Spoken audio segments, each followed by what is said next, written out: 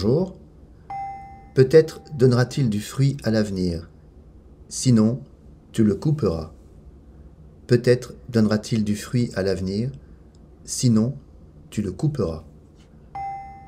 Curieuse parabole, citée par Jésus dans l'Évangile selon saint Luc au chapitre 13.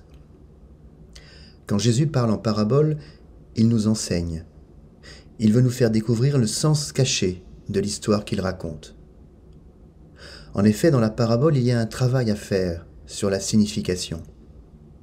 Le sens apparent ici est basé sur une expérience agricole. Quel est le problème ici? Un figuier qui ne donne pas de fruits. Les figues sont des fruits succulents très utilisés dans la cuisine méditerranéenne. Cette absence de fécondité est somme toute banale. Il arrive en effet que malgré les soins de l'agriculteur, un arbre fruitier ne produise pas de fruits. Il y a le travail de l'homme, mais aussi l'action du climat, des saisons. Bonnes et mauvaises récoltes se succèdent sans que nous ayons de prise sur elles. Remarquons ici que le figuier est planté dans une vigne. Curieux détail, qui nous révèle une pratique courante dans la viticulture, celle de planter des arbres fruitiers qui, par leur biotope, jouent un rôle de protection pour la vigne alentour. En somme, si ce figuier fait partie de la vigne, ce n'est pas tellement parce qu'il doit donner du fruit, mais parce que sa présence même est fertilisante pour la vigne à ses côtés.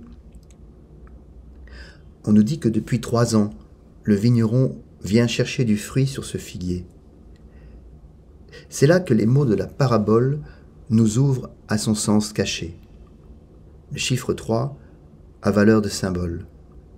Il marque l'accomplissement d'un devenir.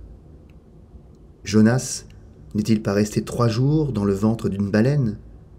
Jésus n'a-t-il pas annoncé qu'il reconstruirait le temple de Jérusalem en 3 jours? La résurrection de Jésus est elle-même attestée 3 jours après sa mort sur la croix. La vigne, décrite ici, est le domaine particulier de Dieu. C'est Israël, ce peuple de l'alliance avec Dieu, qui malgré toutes ses infidélités, reste la vigne du Seigneur. Jésus annonce, par les mots de la parabole, les temps derniers, le jugement définitif, attendu dans le royaume de Dieu. Dans l'attente de l'avènement définitif de ce royaume sur la terre, il n'est jamais trop tard. Nous pouvons porter du fruit, c'est-à-dire participer pleinement à l'achèvement de la création. Nous pouvons nous appuyer sur le temps qui vient, comme un allié pour nous mettre au service de l'élan créateur.